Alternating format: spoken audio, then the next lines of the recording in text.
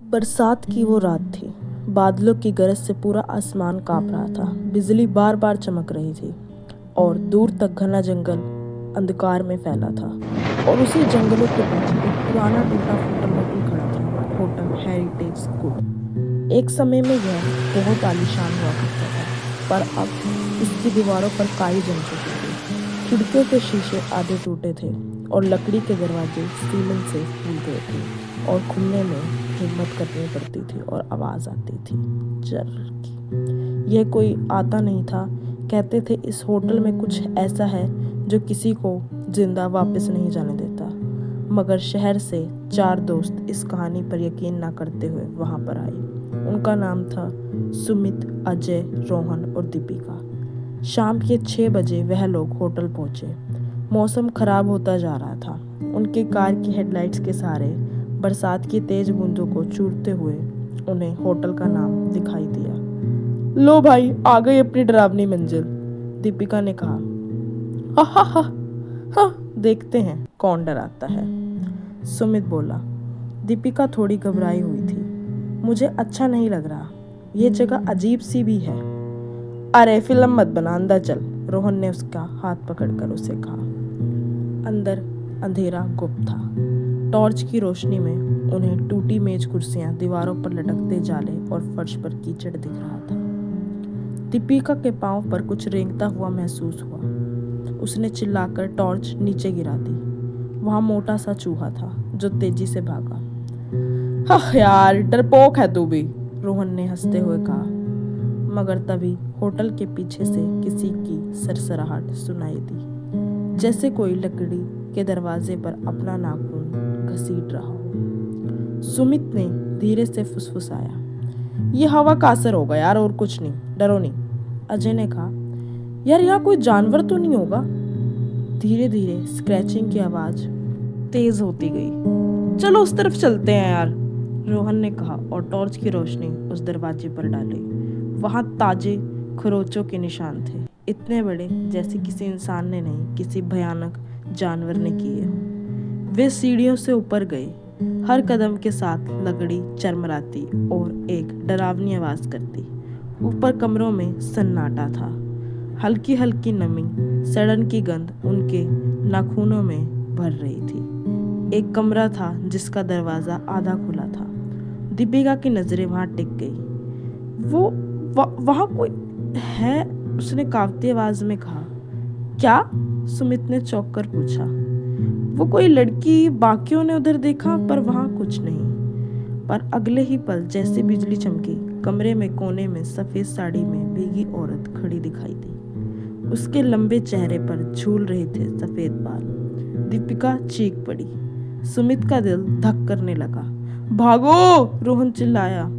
चारों तेजी से सीढ़ी से उतरने लगे। परतों में जली सीलन की सीढ़ियां फिसल रही थी। तभी दीपिका का पैर फिसला और वो धड़ाम से नीचे गिरी। उसने देखा वो औरत सीढ़ियों से उतर रही थी। नहीं, उतर नहीं रही थी, हवा में तैर रही थी। उसकी सफेद आंखें सीधा दीपिका को देख रही थी। दीपिका की चीख ने पूरे होटल की दीवारों को हिला दिया।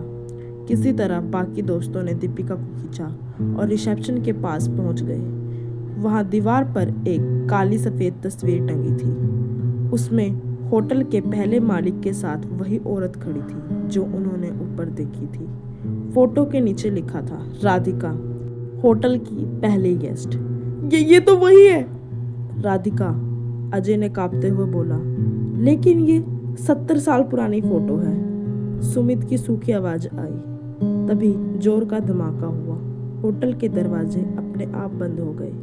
चारों ओर एक कमरे में घुसकर उन्होंने खुद को बंद कर लिया और बाहर से कदमों की आवाजें आने लगी। किसी औरत के हंसने की भयानक गूंजती आवाज पूरे होटल में फैल रही थी। हम यहाँ से जिंदा निकलेंगे भी ना, दीपिका बोली। चुप रहो, रोहन ने उसकी तरफ देखा, मगर उसका चेहरा पीला पड़ चुका था। दीवार पर खून से लिखा था, तुम सब मरोगे। कुछ देर के लिए सब शांत हो गया। बस खिड़की से आती बरसात की बूंदों की आवाज सुनाई दे रही थी। क्या वो चली गई? सुमित ने धीरे से पूछा। पता नहीं यार, अजय ने जवाब दिया।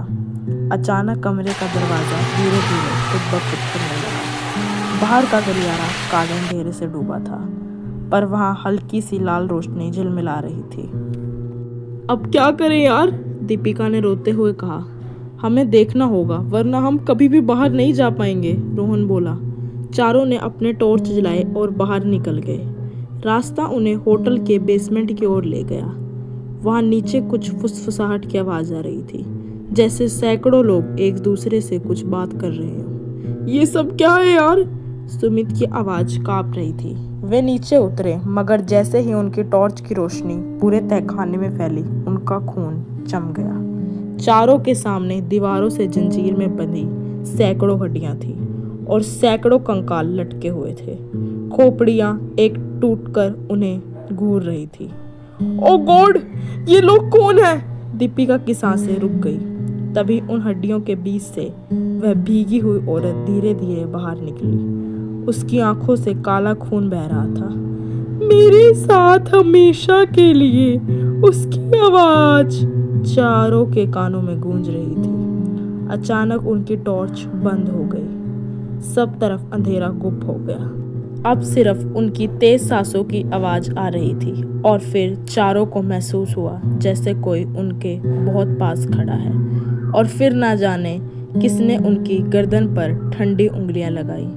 कहानी यही खत्म नहीं हुई। अगले भाग में आपको पता चलेगा कि कौन थी वो औरत, इन सब की हत्या किसने की थी, होटल का क्या रहस्य था, क्या कोई जिंदा बच पाया या ये होटल सबको निगल गया। और दीपिका की रूह कांप गई। कौन है? उसकी कांपती आवाज ने कहा। कोई जवाब नहीं आया। फिर अचानक बिजली चमकी और सबने देखा उनकी गर्दन पर सभी उंगली इतनी ठंडी कि त्वचा भी। चारों एक साथ चिल्लाए, बेसमेंट की सीढ़ियों की ओर ऊपर भागे। ऊपर पहुंचते ही उन्होंने देखा वो औरत उन सबके सामने खड़ी थी।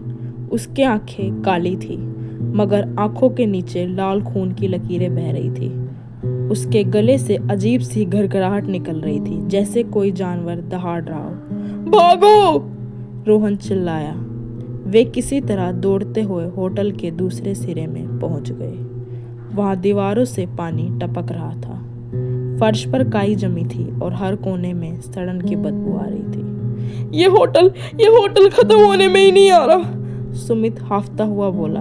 तभी उनके कानों में धीमी आवाज आने लगी। हमें छोड़कर मत जाओ, हमें छोड़कर मत जाओ, हम अकेले हैं। अजय की नज़र रिसेप्शन की टूटी मेज पर पड़ी। वहाँ एक पुरानी डायरी रखी थी जिस पर खून के धब्बे थे। उसने धीरे से उसे खोला। 30 जुलाई, आज पहली मेहमान आई है राधिका। खूबसूरत है, मगर उसकी आंखों में दर्द है। पता नहीं क्यों लगता है उसके साथ कुछ गलत होगा। डायरी का पन्ना खून से सना था। ये राधिका वही औरत है, दीपिका ने कांपते हुए कहा। तभी डायरी का आखिरी पन्ना हवा से पलट गया। उस पर सिर्फ एक लाइन लिखी थी, मैं सबको अपने साथ ले जाऊंगी। वे आगे बढ़े। एक तंग गलियारा था जहां दोनों दीवारों से हड्डियां झूल रही थी। उनकी खोपड़ियों की खाली आंखें दोस्तों को घूर रही थी। हर हड्डी हिल रही थी जैसे वो जिंदा हो। दीपिका की सांसें रुक गई। उसने रोहन का हाथ कसकर पकड़ लिया। हमें यहाँ से बाहर निकलना होगा, वरना हम मर जाएंगे। और वह लोग वहाँ से निकलने के लिए रास्ता ढूंढने लगे। गलियारों के बीचों बीच एक बाथरूम का दरवाजा था। अजय ने कहा, यार वहाँ छुप जाते हैं। वे सब अंदर घुस गए। बाथरूम की दीवारों पर भी लिखा था, कहीं भी चले जाओ। दीपिका फूट फूट कर रोने लगी। हमें घर जाना है, प्लीज प्लीज हमें छोड़ दो। मगर उसके रोने की आवाज पर किसी की हंसी गूंज रही थी। वही औरत, वही हंसी। दीवार पर टूटा शीशा लगा था। दीपिका ने उसमें देखा। वो औरत ठीक उसके पीछे खड़ी थी। उसका मुंह इतना बड़ा था कि जैसे जबड़ा उखड़ गया हो और उससे काला खून गिर रहा था। दीपिका की चीख सुनकर शीशा टूट गया, मगर पीछे मुड़ने पर वहाँ कोई नहीं था। बाथरूम के फर्श पर एक पत्थर का स्लैब हिला हुआ था। अजय और रोहन ने उसे हटाया तो नीचे सीढ़ियाँ थी। जो अंधेरे में गुम हो रही थी। चलो शायद इससे बाहर जाने का रास्ता हो, रोहन ने कहा। चारों धीरे धीरे नीचे उतरने लगे। उनकी हर सांस भारी होती जा रही थी। नीचे एक बड़ा हॉल था जिसके बीचे बीच नरकंकालों से सजा काला श्रापित गलियारा था। काली मोमबत्तियां जल रही थी और उनके बीचे उसका चेहरा बिल्कुल सफेद था, सूजी हुई आंखें और मुंह से बहता लाल खून। उसने हाथ ऊपर उठाया। तुम सब मेरे हो। उसकी आवाज उस गलियारे में टकराकर गूंजने लगी। तभी चारों तरफ की जमीन हिलने लगी, फर्श पर पड़ी हड्डियां जुड़ने लगी और देखते ही देखते सैकड़ों कंकाल खड़े हो गए। उनकी खाली आंखों से काला धुआं निकल रहा था। चारों दोस्त बीच में खड़े कांप रहे थे। दीपिका की आंखों से आंसू बहने लगे। मुझे बचा लो, मुझे बचा लो। मगर वहां कोई नहीं था जो उन्हें बचाए।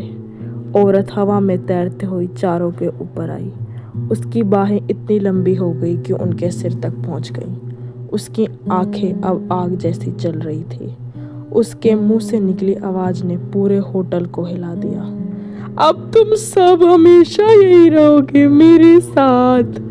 चारों के चीखने की आवाज सुनाई दी। फिर सन्नाटा हो गया। कहानी अभी खत्म नहीं हुई। इस कहानी के पार्ट 2 में हम आपको बताएंगे क्या इन चारों में से कोई बच पाएगा। होटल की असली शापित कहानी क्या है, राधिका कौन थी और उसे ये शक्ति कैसे मिली। क्या कोई बाहर निकला या होटल सबको निकल गया।